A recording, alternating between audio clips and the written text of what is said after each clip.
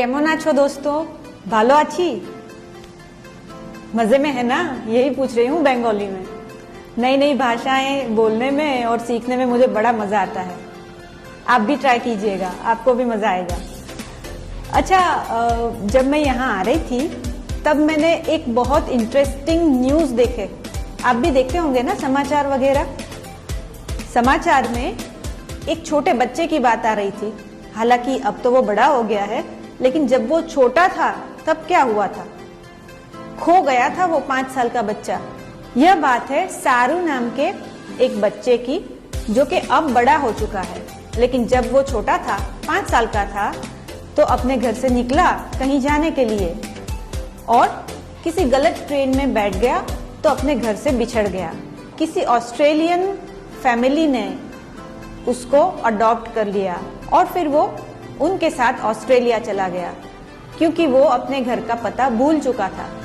लेकिन सिर्फ उसको ये याद था कि उसके घर के पास पानी की 2 टंकियां हैं और ये याद करता रहा। फिर जब वो बड़ा हुआ तो उसने गूगल मैप के सहारे अपने घर की खोज वापस शुरू की। और जानते हैं क्या हुआ? नक्शे की वजह से, गूगल मैप की वजह से सारू को अपना परिवार वापस मिला। हालांकि जो ऑस्ट्रेलियन परिवार ने उसको रखा था अपने बेटे की तरह, वो तो हैं ही बहुत प्यारे और उनको बहुत प्यार करते हैं, लेकिन उसके जो असली माँ बाप और परिवारजन थे उनसे भी वो मिल पाया। देखा, नक्शे की वजह से अपने परिवार से मिल पाया सारू इतने सालों के बाद। वैसे भी आजकल हमारी जिंदगी में जीपीएस का इम्पोर्टेंस बहुत बढ़ गया है। हम कहीं भी जाते हैं तो हम मैप पढ़कर ही जाते हैं। वैसे भी हर 2-3 महीने में सब कुछ बदलता रहता है, तो रास्तों का पता नहीं चलता। लेकिन पहले के जमाने में ऐसा नहीं था, इतनी टेक्नोलॉजी नहीं थी, लेकिन नक्शे तभी भी बनते थे। मनुष्य का स्वभाव पहले से ही खोज ही रहा है, और जब उसके पास इतने साधन नहीं थे तब भी वो खोजबीन करता रहता था। ये देखिए, आज से सालों पहले ऐसा नक्शा था, और उसके बाद में जैसे जैसे लोग और दुनिया देखते गए, उनको पता चलता गया कि और भी जगह है दुनिया में जहाँ लोग रहते हैं और इन रास्तों से वहाँ जाया जाता है।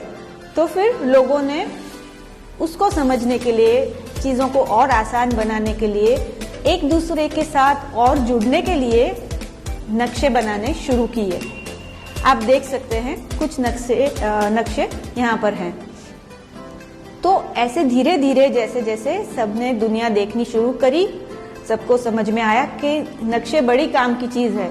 आज भी हम ये समझ रहे हैं, और इन नक्शों को बनाते बनाते अभी तो हम बहुत कमाल की चीज़ों को भी समझ सकते हैं। लेकिन जब पाठ्य पुस्तक में नक्शे आते हैं तो हम कंफ्यूज हो जाते हैं।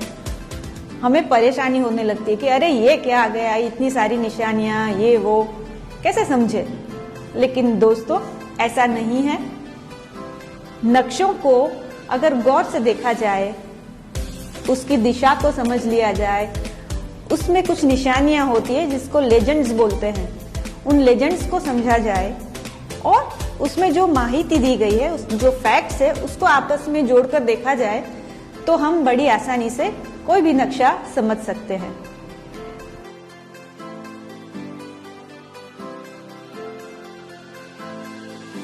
नक्शे के बारे में आज काफी दिलचस्प बातें होने वाली है, और जो इवान और उसके पापा है वो भी किसी नक्शे को समझने की कोशिश कर रहे हैं। आइए देखते हैं वो लोग क्या कर रहे हैं। Good morning friends. Good morning Ivan. Good morning पप्पा। ये क्या है तुम्हारे हाथ में? ये नया घर जो ले रहे हैं हम, हाँ? उसकी सोसाइटी का नक्शा है ये, देखो। अच्छा, तो इसमें हमारा घर कहाँ है? और ये घर के आजू बाजू में सब क्या है? ये जो नक्शा है ना, उसमें सब दिखाने के लिए अलग अलग निशानियां बनाई गई है। हाँ। देखो तुम सही तरीके से। हाँ, बराबर। अब तुम बताओ,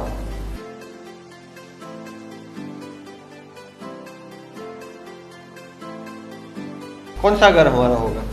हमारा घर वो मैदान के पास वाला।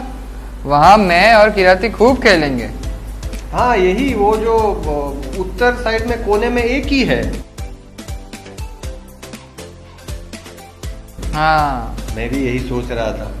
सोनल और किराती को भी पूछ लेते हैं, पूछ देखते लेते हैं। हाँ हाँ, किराती तो बोलेगी कि स्कूल के पास वाला, क्योंकि यहाँ से अगर स्कूल जाना है तो पहले फॉरेस्ट रोड पकड़ो, फिर ग्रेट सर्कल जाओ, फिर स्कूल रोड आता है और वहां थोड़े आगे दूर स्कूल है।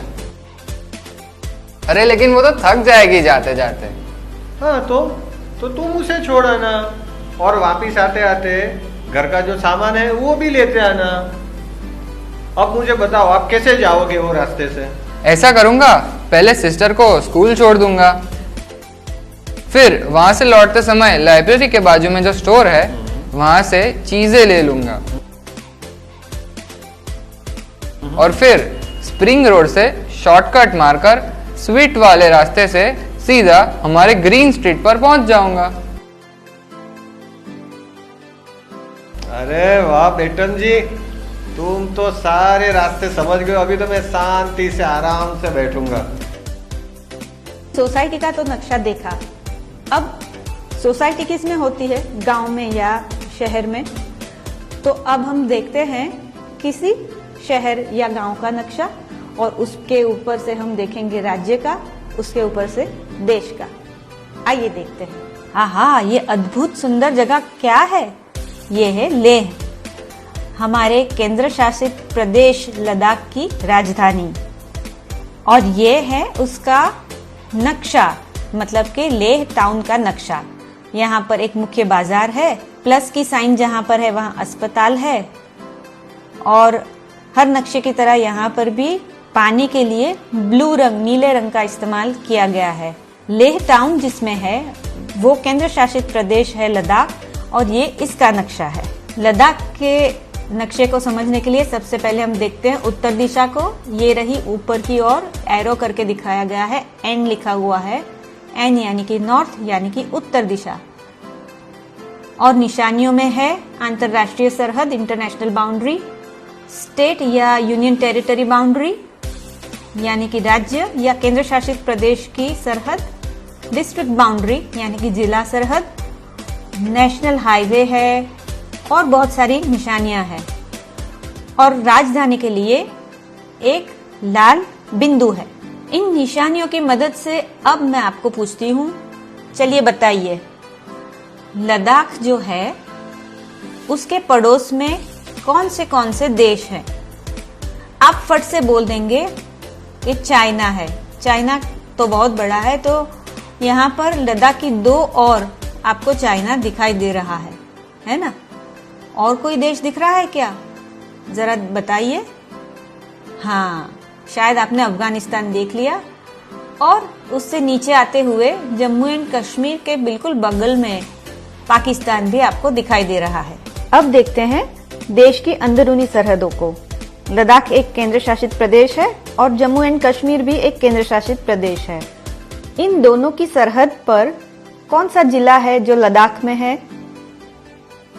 फिर से देखिए, गौर से देखिए, जम्मू एंड कश्मीर और लद्दाख की सरहद पर लद्दाख का कौन सा जिला है? देख लिया? हाँ, ये है कारगिल। लद्दाख का नक्शा तो आपने देख लिया, लेकिन अगर मैं आपसे ये पूछूं कि आपको महाराष्ट्र से ले जाना है, तब आपको कौन सी दिशा में जाना होगा? बताइए। लेकिन ये बताने के लिए आपको देखना पड़ेगा कि भारत में लद्दाख का स्थान कहाँ पर है, वो कौन सी दिशा में है। आइए देखते हैं। भारत का नक्शा देखने पर पता चलता है कि लद्दाख का स्थान है उत्तर दिशा में, यानी कि अगर आपको महाराष्ट्र से लद्दाख जाना हो तब आपको उत्तर दिशा में जाना पड़ेगा। और कहाँ से गुजरेंगे आप? कौन से राज्य और केंद्र शासित प्रदेश आएंगे बीच में? इसका पता आप खुद ही लगा लीजिए। नक्शा आपके सामने है, और भी बहुत सारे नक्शे मिलेंगे आपको इंटरनेट पर, पाठ्यपुस्तक में, अपने शिक्षकों के पास। नक्शे देखिए और पता लगाइए कहाँ से कहाँ आप जा सकते हैं। देखा, नक्शों को समझना कितना सरल है। बस कुछ चीजें आप समझ लीजिए और फिर आप अपनी सोसाइटी का तो क्या, पूरे ब्रह्मांड का नक्शा भी समझ सकते हैं। धीरे धीरे आगे बढ़ते जाएंगे और सीखते जाएंगे। तो आइए और एक बार ताजा कर लेते हैं कि अगर नक्शा समझना है तो कौन सी बातें याद रखनी है। कोई भी निशानियों को जब हम समझते हैं तब हमारी तार्किक सोच यानी कि लॉजिकल थिंकिंग बढ़ती है। हमारी बिन भाषाकीय अर्थ ग्रहण क्षमता यानी कि नॉन वर्बल कॉम्प्रिहेंशन क्षमता बढ़ती है। भूगोल और गणित जैसे विषयों को समझने की शक्ति बढ़ती है। हमारी समस्या सुलझाने की शक्ति यानी कि प्रॉब्लम सॉल्विंग क्षमता भी बढ़ती है। क्विज टाइम नक्शे को समझने के लिए मुख्य तौर पे कौन सी 3 बातें समझनी जरूरी है। ओके दोस्तों, तो ये सब समझते रहिए, स्वस्थ रहिए, मस्त रहिए।